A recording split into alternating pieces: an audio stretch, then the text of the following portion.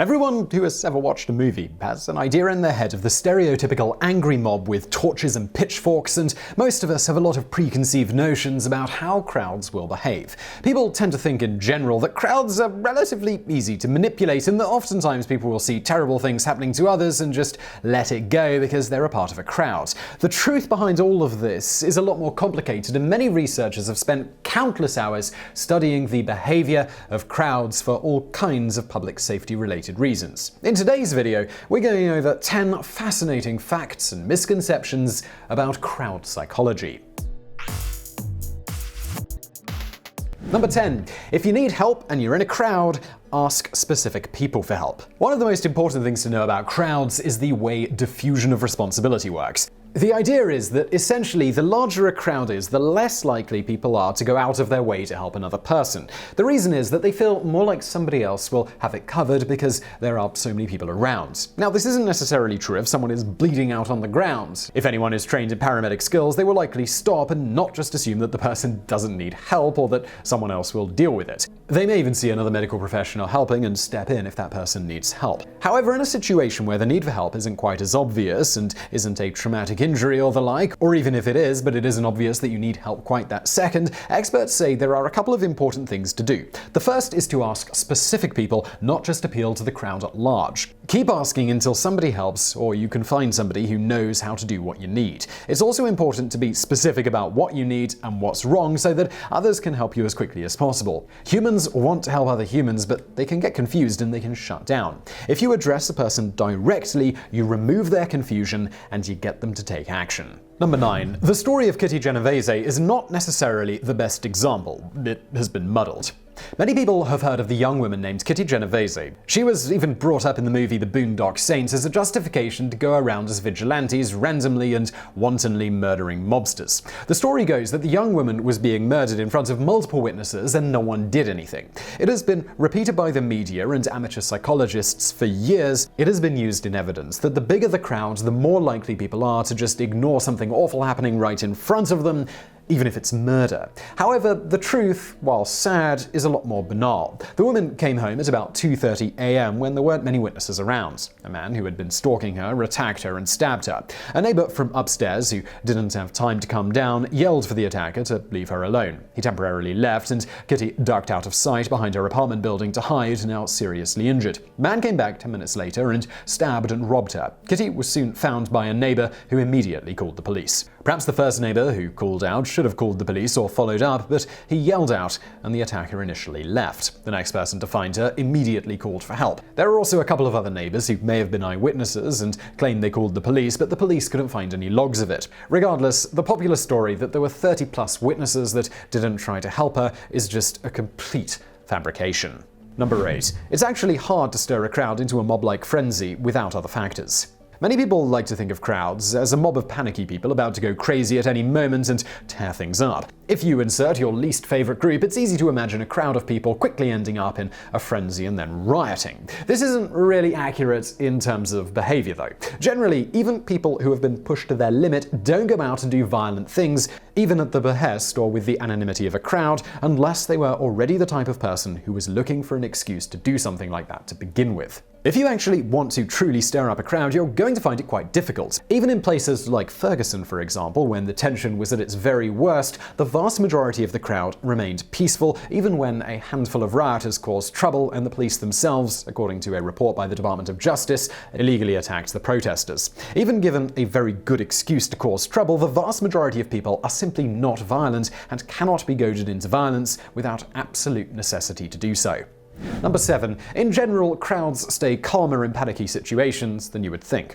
Most people have a lot of preconceived notions about crowds, and one of the biggest is that crowds tend to be fairly jittery and can go crazy at a moment's notice if the right or wrong thing happens. Many assume that in the event of a shooting, bombing, fire, or what have you, people will behave in a crazy fashion and will tend to get themselves and others inadvertently killed or hurt. The fact, though, they don't really bear this out. Children at schools with shootings, they tend to exit in a very organized fashion, even when doing so might seem a little slower, and they also tend to rely on each other and work as a group to get to safety. While some may argue this behavior has been partly trained, the behavior of those in the towers on 9/11 it certainly wasn't. Accounts say that most people actually filed quite calmly and civilly to the rescue routes from the building, and that this ability to stay calm and not panic actually saved lives. Human beings were actually pretty hardy, and we don't just devolve into a mass of terrified tears at the moment something happens. Number 6. Crowds are not nearly as naturally submissive to authority as you might believe.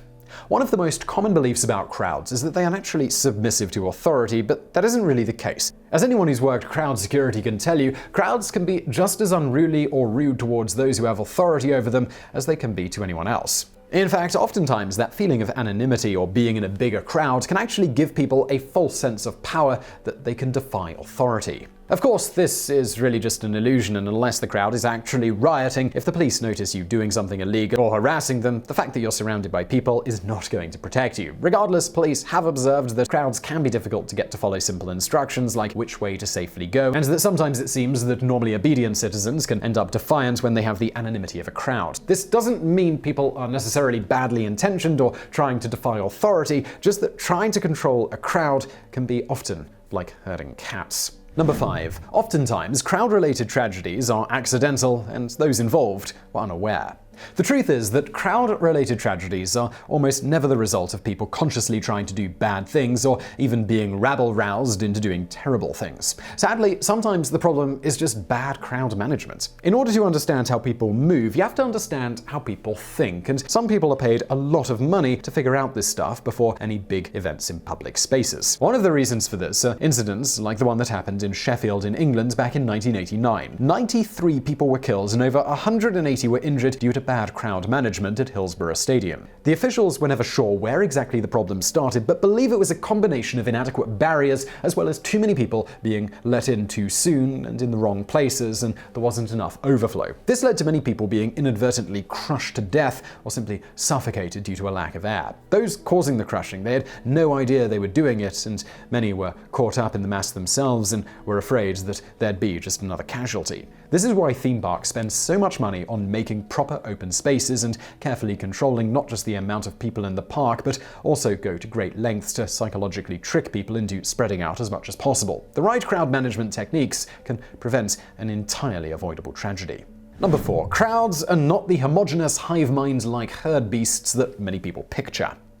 Despite any misconceptions you have about crowds, you're probably pretty convinced that the bigger a crowd gets, the more likely it is to become a single hive-minded-like entity. But crowds tend to be way more diverse and varied, and this usually reflects in their thinking and actions as well. If you've ever seen a political caucus take shape, it's a reminder that just because someone is in a crowd, it doesn't mean they suddenly have a desire to agree with all of the people around them. This notion likely exists because a lot of the time when people are in crowds, it's due to something that brings us together for a similar reason. Oftentimes it's people going to a sports game, and even if the other team's fans are there, they're often in a different section. Or maybe someone's gone to a political rally or an amusement park, and there everyone likes the same kind of entertainment and politicians. But when you think about it, just a general crowd anywhere doesn't really have anything in particular to bring them together, and it's just a made-up bunch of random people, all who have very different views. Number 3. How suggestible a crowd is, or how potentially violent, depends mostly on its makeup. As we mentioned previously, crowds are really just a bunch of random people and tend to be pretty diverse, unless we're talking about a special event that literally brings one type of crowd together.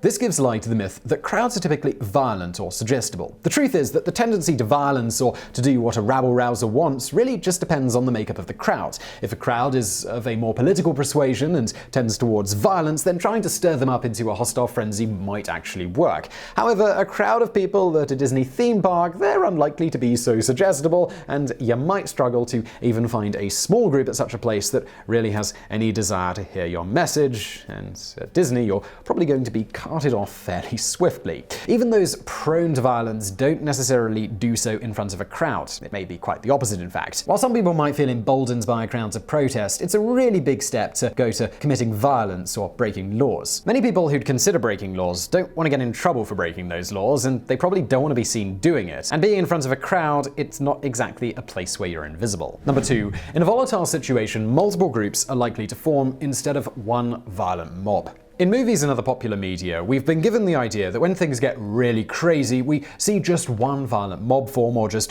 one mob in general, even if it isn't violent. However, unless you actually have police or other officer groups to truly and fully restore order, that is not how it usually works. Crowds are not one homogenous entity, and people tend to group with others who think like them. Even in a very short amount of time, case studies have shown that, given the chance, people will very quickly start splitting off into smaller groups that better fit their needs. There is also no reason to believe that these groups would actually work against one another. In a true emergency situation where there isn't full social order, not only do people tend to organize rather quickly into smaller groups, but the various groups tend to still work together for the common good. In general, people like to maintain a certain sense of individuality, but they also see a lot of conscious benefit to working with others for the common good. By organizing into smaller groups with people like us, but still working with different groups, we find the best possible compromise.